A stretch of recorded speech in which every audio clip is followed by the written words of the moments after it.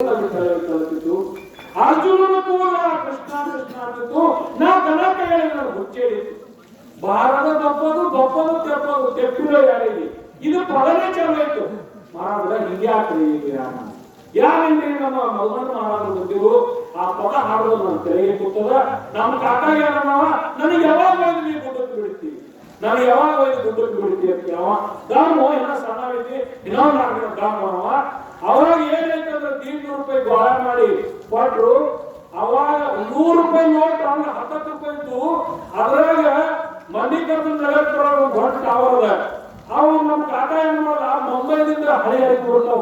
ಮುಂಬೈದಿಂದ ಹಳೆ ಒಂದ್ ಅಂಗಿ ಪ್ಯಾಂಟ್ ತಗೊಂಡು ಬಹಳ ಹೋಗಿ ಪ್ರೈವೇಟ್ ತಗೊಳಕ ರೊಕ್ಕ ತೆಗಿ ಕಿಶನ್ ನೋಡ್ತಾನ 50 ನೋಟ್ ಅಷ್ಟೇ ಹೊಡೋದು 100 ನೋಟ್ ಅಂಶ ಎಂತಾದ್ರು ತಾಯಿತ್ತಂದ್ರ ಅಂದ ಬಳಿಕ ಪ್ರತಿಗೆ ಕೂತು 25 ರೂಪಾಯಿ ಕೊಟ್ಟು ಅವ ಹಾರ್ತಿ ಗಟ್ಟೆ ಹೇಳ್ತಾನೆ ಮುಂದೆ ಹೆಸರಾಗಿರಲ್ಲ.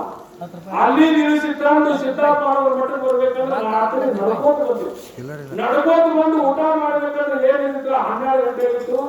ಅದೇ ಉಪ್ಪು ಜಲ ಇಟ್ಟು ಹೋಗಿರು ಕಾರ್ಯಕ್ರಮ ಮಾಡಿ ಅದೇ ಉಪ್ಪಿನ ನೀರ ಮಾಡಿ ಕುಡಿದ್ರೆ ಅದು ನಮಗೆ ಸರ್ವೋತ್ಪೂರ್ಣ ಇತ್ತು.